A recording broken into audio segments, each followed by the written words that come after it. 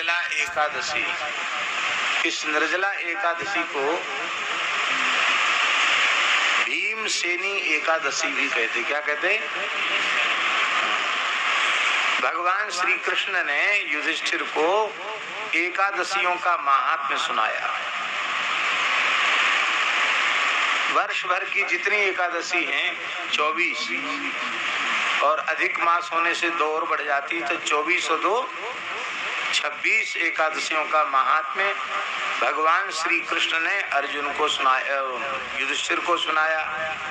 तो युधिष्ठिर भी सुन रहे हैं, भीमसेन भी, अर्जुन भी, नकुल, सहदेव भी, द्रौपदी भी, सब लोग बैठ के श्रवण करते। भगवान वक्ता हैं, सब श्रोता है। एकादशी नहीं करता उसको नरक जाना पड़ता है। एकादशी को अन्न में पाप का निवास होता है। अन्न ने एक बार भगवान से जाकर कहा कि प्रभु, हमको सब दुनिया खाए चली जा रही है, सबको छुट्टी मिलती, हमको एक दिन की छुट्टी हमको भी मिलनी चाहिए, अवकाश हमको मिलना चाहिए। तो भगवान ने कहा ठीक है, हरिवासर को आपका अवकाश। हरिवासर माने एकादशी। एकादशी को अन्न खाता है वह पाप ही खाता है। जो एकादशी करते हैं उन सबके पाप अन्न में स्थित हो जाते हैं, और जो नहीं करते एकादशी को अन्न खाते हैं वो सब उनके भीतर, जय सिया राम, उनके भीतर प्रविष्ट हो जाते हैं। एकादशी, कल भी हम देवी भागवत का पाठ कर रहे थे, तो नरक किस किस को जाना पड़ता है, उसमें यमराज और सावित्री का संवाद है। यमराज कहते एकादशी न करने वाले को भी नरक जाना पड़ता है। तो भीमसेन बड़े घबरा, जूड़ी आती है, हम कांपने लग जाते। वैसे किसी से कांपते नहीं है, लेकिन हम भूखे नहीं रह सकते, व्रत नहीं कर सकते। भीमसेन कोई व्रत नहीं करते। हमने ऐसा सुना है संतों से कि भगवान की दया से भीमसेन जी की खुराक कितनी अच्छी थी कि 70 मन तो को वो बाल भोग करते थे। 70 मन का करें कलेवा। कितना? 70 मन अन्न केवल बाल भोग में, माने जिसको आजकल लोग नाश्ता कहते हैं, स्वल्पाहार, उसमें वो 70 मन, 70 मन माने हैं? हाँ, 2 कुंटल 80 किलो बाल भोग।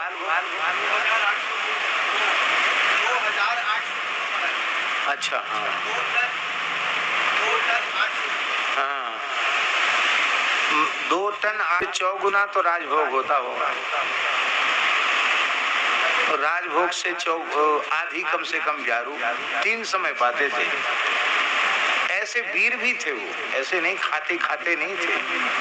और उन्होंने एक प्रतिज्ञा और की थी कि जो हमको अधिक खाने वाला पेटू कह देगा उसको जिंदा नहीं छोड़ेंगे, तुरंत मार डालेंगे।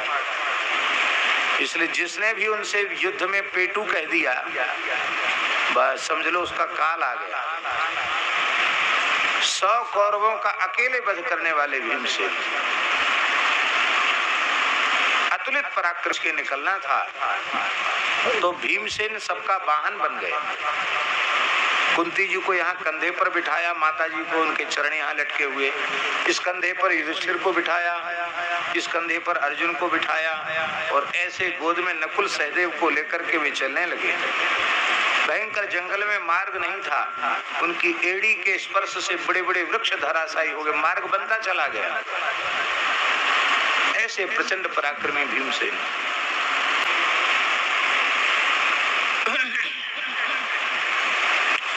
तो भीमसेन का एक नाम है वृकोदर। क्या नाम है? वृकोदर। वृक नाम की विशिष्ट अग्नि उनके पेट में निवास करती थी। जठराग्नि तो सबके भीतर होती है, पर उनके भीतर वृक नाम की अग्नि थी, जिससे जो कुछ भी वो खाएं तत्काल भस्म हो जाता।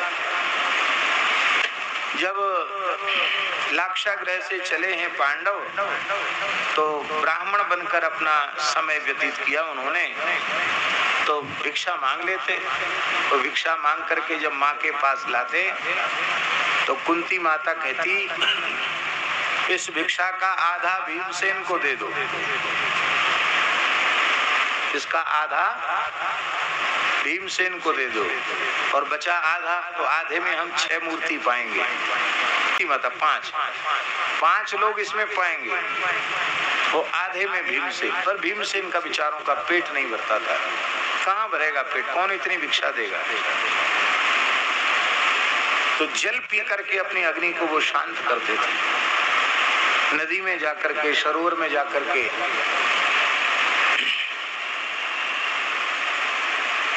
25-50 क्विंटल पानी पी जाते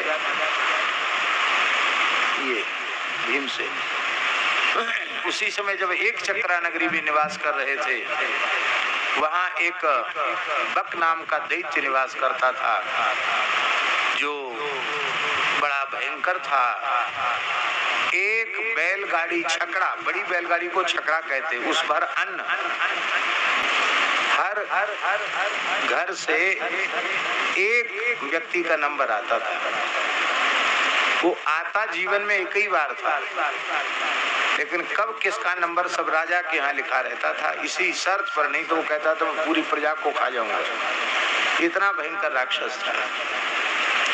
जिस ब्राह्मण के यहाँ पांडवों को आश्रय मिला था, वो ब्राह्मण अभी नई अवस्था का था। उसका बालक केवल 4 साल का था, और उसकी पुत्री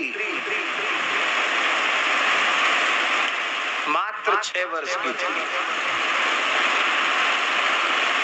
अब घर में बड़ी समस्या कि अन्न तो बना लिया गया, घर में पत्नी और छोटे बच्चे, घर का निर्वाह कैसे होगा।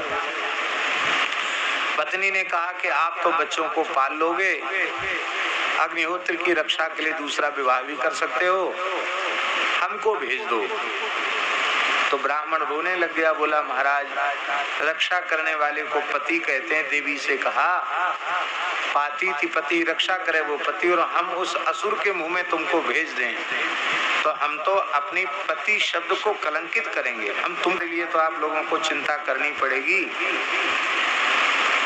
मैं सयानी हो जाऊंगी तो आप चिंता करेंगे, तो किसी ने किसी को देना तो है ही है, राक्षस को दे दो।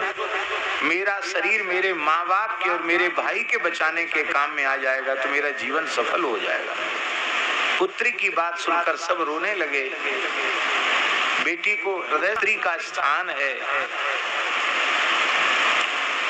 10 पुत्र समा कन्या, क्या लिखा है? 10 बेटों के समान एक बेटी होती है। ये स्कंद पुराण में भगवान व्यास लिख रहे हैं। 10 पुत्र समा कन्या और 10 कन्या समो तरु। इसलिए वृक्ष को काटना अपराध है, वृक्ष लगाना पुण्य का काम है।